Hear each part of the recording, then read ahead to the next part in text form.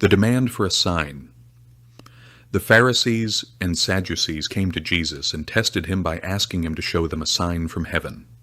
He replied, "When evening comes, you say, 'It will be fair weather, for the sky is red,' and in the morning, 'Today it will be stormy, for the sky is red and overcast.'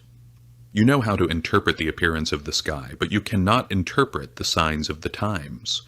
A wicked and adulterous generation looks for a sign, but none will be given it except the sign of Jonah." Jesus then left them and went away. The yeast of the Pharisees and Sadducees. When they went across the lake, the disciples forgot to take bread.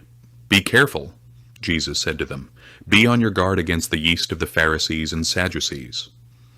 They discussed this among themselves and said, "It is because we didn't bring any bread." Aware of their discussion, Jesus asked, "You have little faith. Why are you talking among yourselves about having no bread? Do you still not understand? Don't you remember the 5 loaves for the 5,000, and how many basketfuls you gathered? Or the 7 loaves for the 4,000, and how many basketfuls you gathered? How is it you don't understand that I was not talking to you about bread? But be on your guard against the yeast of the Pharisees and Sadducees." Then they understood that he was not telling them to guard against the yeast used in bread, but against the teaching of the Pharisees and Sadducees. Peter declares that Jesus is the Messiah. When Jesus came to the region of Caesarea Philippi, he asked his disciples, "Who do people say the Son of Man is?"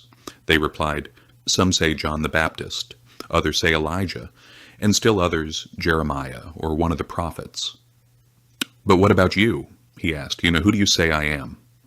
Simon Peter answered, "You are the Messiah, the Son of the living God." Jesus replied, "Well, blessed are you, Simon, son of Jonah, for this was not revealed to you by flesh and blood, but by my Father in heaven. And I tell you that you are Peter, and on this rock I will build my church, and the gates of Hades will not overcome it. I will give you the keys of the kingdom of heaven. Whatever you bind on earth will be bound in heaven, and whatever you loose on earth will be loosed in heaven." Then he ordered his disciples not to tell anyone that he was the Messiah. Jesus predicts his death. From that time on, Jesus began to explain to his disciples that he must go to Jerusalem and suffer many things at the hands of the elders, the chief priests, and the teachers of the law, and that he must be killed and on the 3rd day be raised to life.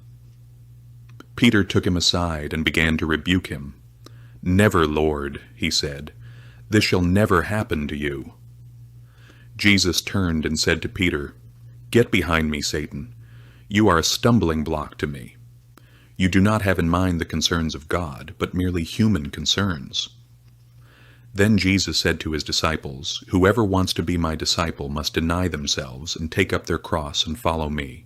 For whoever wants to save their life will lose it, but whoever loses their life for me will find it. What good will it be for someone to gain the whole world, yet forfeit their soul? Or what can anyone give in exchange for their soul? For the Son of Man is going to come in his Father's glory with his angels, and then he will reward each person according to what they have done. Truly I tell you, some who are standing here will not taste death before they see the Son of Man coming in his kingdom."